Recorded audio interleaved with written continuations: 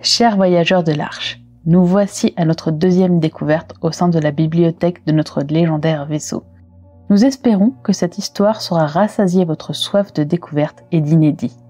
Notre nouvelle destination est la ville de Squelette, dans l'univers de Béatrice Aubeterre, et le roman s'intitule Vertigo, le cycle des titans, tome 1.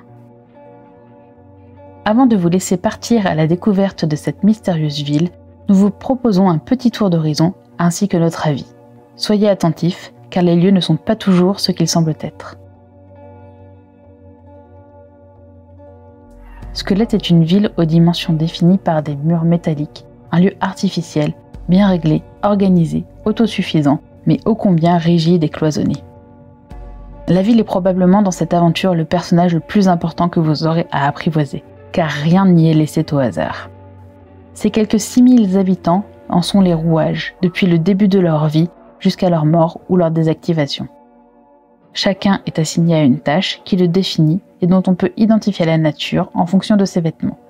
Astreinte à un horaire strict, la besogne s'effectue sans délai et les rares temps de loisirs sont dévoués à des intérêts pratiques, utiles et imposés.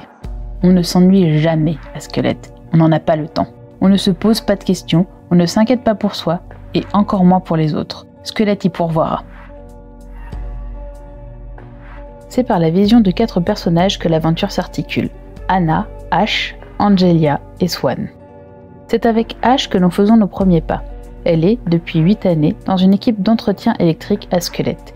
C'est un métier parfois risqué, surtout lorsqu'elle doit escalader et travailler sur les côtes qui s'élèvent jusqu'à la tête de la ville d'Acier. Comme ses collègues, elle connaît les manœuvres et les risques du métier, mais une erreur ou un faux pas sont si vite arrivés. Dès le départ, notre jeune ouvrière va se retrouver dans une dimension méconnue de Squelette. Un peu désorientée, elle sera prise sous la protection d'un personnage habillé de cuivre et défiant la gravité. Vertigo. Cette rencontre provoque chez elle une remise en question de la société qu'elle a toujours connue. Elle réalise que les habitants actifs sont amnésiques et ont l'esprit embrouillé. Ils ne sont pas conscients de la véritable nature de la ville. Agnès s'interroge. Où sont les enfants, les gens inactifs à la fin de leur carrière? Qui sont les capteurs?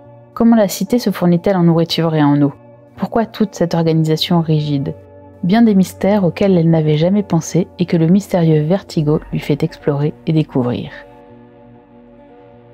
Le reste de l'histoire s'articule autour des autres personnages, mais nous n'en dirons pas plus pour ne pas briser votre immersion.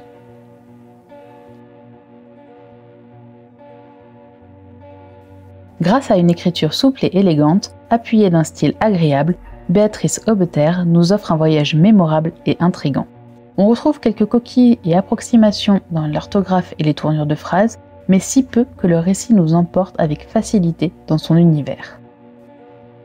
Dès le premier chapitre, vous serez happé par cette ville aux allures étranges. Vous partirez à la découverte de ses personnages et de ses règles. Dans une atmosphère dieselpunk, ce roman de science-fiction flirte avec le surnaturel et nous offre une vision d'organisation sociale où la recherche du bonheur n'effleure même pas l'âme de ses habitants. Squelette est ce qu'elle est, mais qu'est-elle vraiment? Doucement, tel un puzzle dont les morceaux sont épars, le tableau d'ensemble se construit grâce au récit des personnages qui découvrent avec nous les éléments de réponse.